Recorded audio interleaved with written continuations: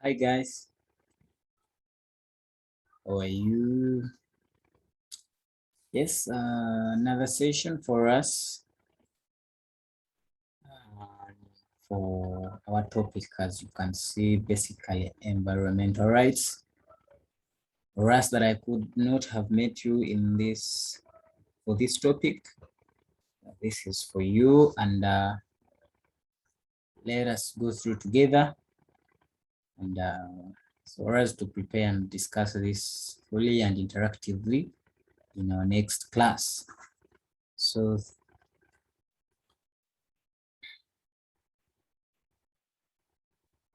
okay, so I'll take you through quickly because this is a very easy topic, environmental rights. So I don't expect to really waste so much of our time on this. Okay, so environmental rights. We are seeing that when you're talking about rights, we are basically looking at each and every aspect. And we're seeing that our rights affect each and every facet of our environment. Rights affect each and every facet of our environment, but they have become one of the means of fundamentally enhancing the promotion of environmental protection and then sustainable development. Where there are rights on one hand, there are duties or obligations on the other hand. Get that? If you have a right, then you have to believe and accept that there is an obligation on the other hand. So there's an interesting statement here that environmental rights are either procedural or substantive in nature. We want to find out what that means and what are the procedural rights and what are substantive rights. Okay, so procedural rights. When we're talking about procedural rights, we are stating with examples here. And we have the right of access to information. We have the right of public participation. We have that right to access justice. And there is a rhetoric here that asks about the right to protest. Is it also a procedural right or it is a substantive right?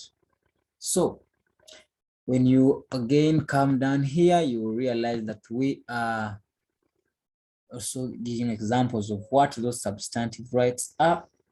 And we have a right to life, the substantive right. We have right to a clean and healthy environment. We also have a right to property and right to privacy. Okay. Now,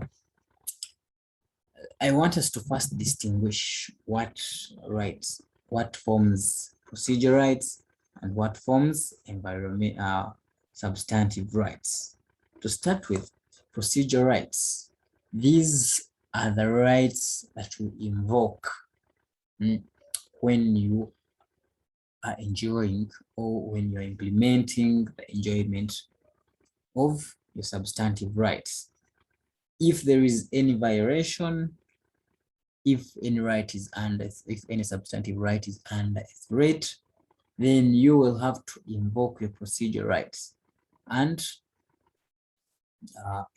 so as to enforce and implement the enjoyment of your substantive rights. And we're seeing that substantive environmental rights are mainly in form of the constitutional environmental provisions, which provide for the duty to protect the environment. When you're protecting the environment, you're protecting life. Get that? So substantive rights are basically these constitutional rights that must be available and accorded to each and every one. So how do you enjoy that? By making sure that you are invoking your procedural rights. But we are also seeing that there can be various applications here that you can, where there is a vertical application of the rights or where there is an horizontal application of the environmental rights. Well, a distinction here is that where there is an, for example, let's call it a case that involves the government bodies and the private legal persons, then we shall call that vertical, because it is between government and legal person. But where we have a person or a citizen trying to invoke his rights against another person or a company or a legal person, as we may call it, that shall be horizontal application. We have that environmental rights can be perceived as anthropocentric or biocentric. Simply this means that environmental rights are concerned with human life. That is what anthropocentric means. So environmental rights are perceived to be in relation or to be concerned with human life or life, or call it animal life, call it plant life. So that is the approach that the environmental rights are coming in through. The thing that there is no doubt, as we have submitted, that substantive environmental rights are developed and furthered by environmental procedure rights. So for you, the best way to enjoy and further or develop your substantive rights is by making sure that your environmental procedure rights are in play. Once your procedure rights are not active, then you trust me that you will have an issue or you have a problem with enjoying or invoking your substantive rights. The environment, which includes trees, soil, lakes, and forests, cannot physically enforce their substantive rights, obviously. And as a result, humans who can enforce these rights have to stand up and indeed enforce their rights on behalf of the entire environment. We are here citing the 1948 UDHR, the 1966 ICCPR, the ICSCR, and the Stockholm Declarations. We have the World Charter for Nature, the Royal Declarations, and the Aarhus Convention, and then Agenda 21. Kindly take your time or take your personal time, look at what these rights, what these laws do provide when it comes to these rights. You look through them and be in position to distinguish that this is a procedure right, and be in position also to classify substantive rights in these laws that we have stated there.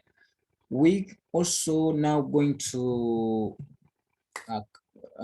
discuss a right per right, and we're starting with these substantive environmental rights. The right to life. Members, I believe that when we are discussing these rights, this is not the first time really this is coming up. You have discussed rights and rights and rights since you joined law school or even before. So here we are just trying to link what you already know to environmental law. So, for example, when you're talking about right to life, how are we connecting this to your environmental laws and principles? How is it connected to how is it connected environmentally? So we're seeing that it is right to life is closely linked to the enforcement of environmental rights for the preservation of the present and future generations. I believe that you guys have done the general principles of environmental law. We have come across various aspects, various principles such as sustainable development. We've come across intergenerational equity as principles, as general principles. So if you're talking about that the right to life is closely linked to the enforcement of environmental rights purposely for preservation of the present and future generations, then I expect that those general principles linger and come into your mind. The law remains the same, and that is Article 22 of the Constitution of Uganda. And no person shall be deprived of life intentionally except in execution of sentence passed in a fair trial by court. So we have various court pronouncements on this right in furtherance of Article 22.2 that under this case, under BAT, that is British American Tobacco Limited versus the Environmental Action Network, court attempted to give a link between the environmental quality and the right to life. If the environment is degraded, if the environment is so much polluted, then that means that there is a link on how the right to life is quite violated. So that is what court was trying to put that link. So we are seeing that court was further asked to determine whether Article 22 of the Constitution prohibits intentional taking of life can be interpreted to apply to the alleged failure of a manufacturer of cigarettes to warn consumers or potential consumers of possible health risks. So you need to read this interesting case and determine that question, whether if someone like British American Tobacco Company fails to indicate that tobacco kills and it is dangerous for human health and life, to human life, then does that mean that it is a great violation of the article of the right under Article 22? So kindly you have to interest yourself with BAT versus right to a clean and healthy environment. Now this is really a very clear and open right in relation to environmental law. The right to clean and healthy environment. The right to a healthy environment would recognize the vital character of the environment as a basic condition of life, indispensable to the promotion of human dignity and welfare. So I think that this right for you to be entitled to a clean and healthy environment, it means very many things, but to mention, one is entitled to clean water, it's entitled to clean air, it's entitled to soil that is free from toxins, all those things, free from wastes or hazards that threaten human health. And specifically, this right is provided for under Article 38, that gives this right to each and every Ugandan. We are seeing that it is also provided for under Section 8 of the National Environment Act, that every person at least deserves and has a right to a decent, disease-free environment. Now, if we're looking at this case of Accord versus Attorney General NEMA, the applicants Accord challenged the change of land use of the forest on grounds that change of use violated the right to a clean and healthy environment. We're seeing that the judge herein stated that the right to a clean environment entitles Ugandans to a right to an environment adequate for their health and well-being. We have another case, which I believe that you guys shall take time and traverse through, that is UETCL versus the Submarine Corporation Limited. Read it in line with Article 245 of the Constitution that empowers the Parliament to make relevant laws. Then find out the judge's pronouncements as they were stating about the discharge of unpleasant, noxious, and choking dust from the defendant company. Read kindly the case of Social Economic Rights Action Center, SERAC versus Center for Economic and Social Rights, Nigeria. Then you find that indeed that right is quite clear and open for court's determination. The right to privacy as another substantive right. We realized that as we were discussing in our first classes, and we connected environmental law as having developed from the English law of torts. Remember us saying that when you're looking at trespass, and we connected it to privacy, and now herein we are discussing this right, and we here state that this right is critical in the conservation of the environment and realization of the right to a clean and healthy environment.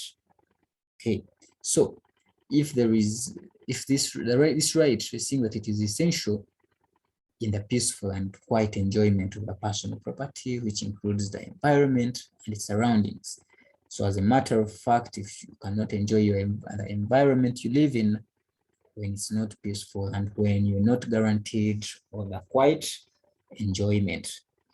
This right under our Constitution is provided for under Article 27, 1A and B, provide that no person shall be subjected to unlawful search of the person, home, or other property of that person, or if there is any unlawful entry and the likes.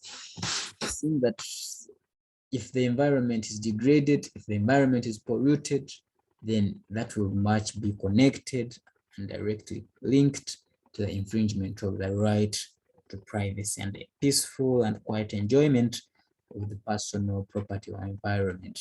So a degraded environment may not enable one to enjoy their property, of course.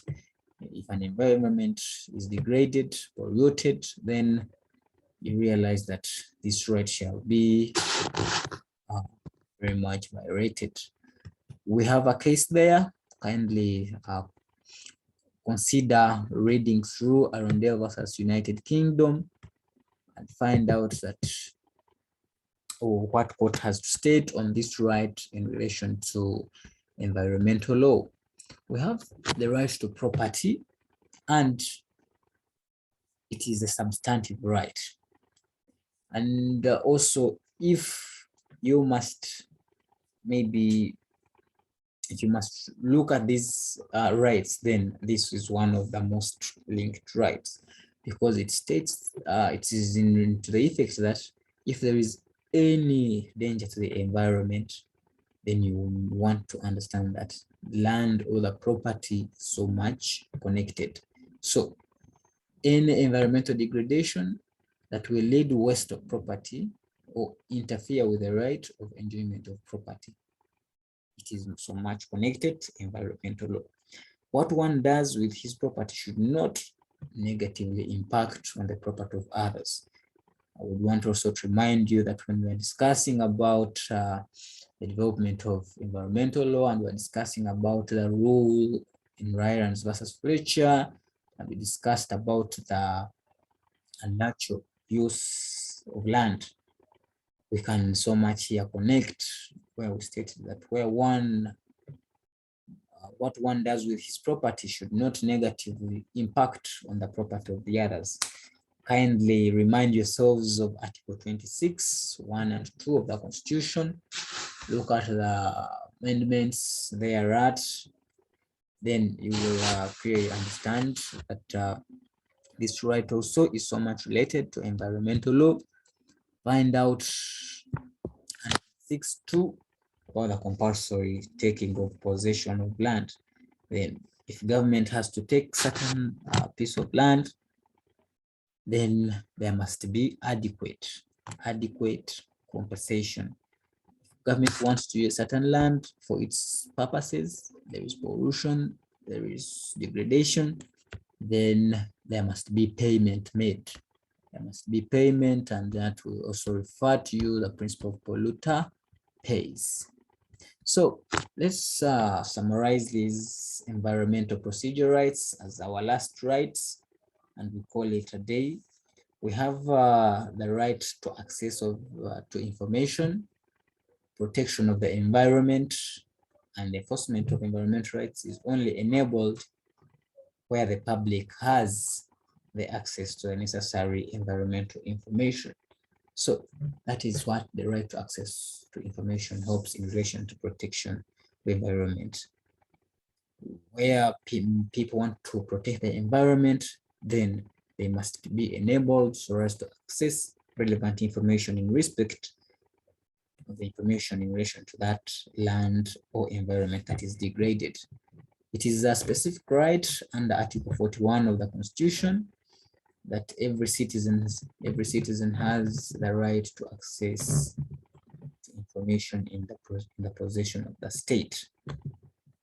We have a few cases that have pronounced themselves on this very article as a right, and however we are seeing that NEA, or what we refer to as the National Environmental Act of 2019, and the access to information, a very specific act of Parliament, have been promulgated and enacted basically to enable in the enjoyment of this very right. We want to read Van Houston versus Minister of Environmental Affairs and Tourism and find out about this right. This is a Ugandan case, Greenwich, Uganda Limited versus the Attorney General and another. We have Paul K. Semogera and Zachary Orum versus the Attorney General. And you would want to interest yourselves with the provisions of the right of access to information. Okay, so when you read that, then you will realize that the right to access information is much connected as a procedural right to environmental rights. So let's see the right to public participation in decision making. We're seeing that the Constitution of Uganda provides for the right to public participation in decision making, but we would want to refer to Part 2I of the NODP. I refer to the national objectives and directive principles of state policy, which is the effect that the state shall be based on democratic principles, which empower and encourage the active participation of citizens at all levels of their own governance. So last time I told you how we bring in these national objectives to be relevant, and I remember citing for you Article 8A, the Constitution as amended, and how these national objectives must be considered. So this objective is so much relevant in our right to public participation, and it is to that effect, and it proceeds to state that the state shall take all necessary steps to involve the people in the formulation and implementation of development plans and programs that affect them, and that is Part X. So we're seeing that the public may participate in decision-making plans, policies, legislation, programs, issuing of permits, concessions and authority authorizations, and EIS. Okay, so if you want to understand more about the participation of public as a right, let's look at this case of Doctors for Life International versus Speaker of the National Assembly and others. And the Constitutional Court stated that the participation by the public on a continuous basis provides vitality to the functioning of representative democracy. We are seeing that court further proceeded to state that it encourages citizens of the country to be actively involved in public affairs, identify themselves with the institutions of government, and become familiar with the laws as they are made. That's quite interesting, and that's not the only case. We have proceeded to name ours. It's a Ugandan case of National Association of Professional Environmentalists, NAEP, versus AES, now Power. It's a high court case and very resourceful and fundamental and pivotal in definition and discussion of our right. But also as another procedure right, allow me to take you through the right to access to justice. It is also a right under the Constitution of Uganda and a right in relation to environmental rights. So access to justice is a tool for the citizens to enforce environmental rights in the courts of law and tribunals.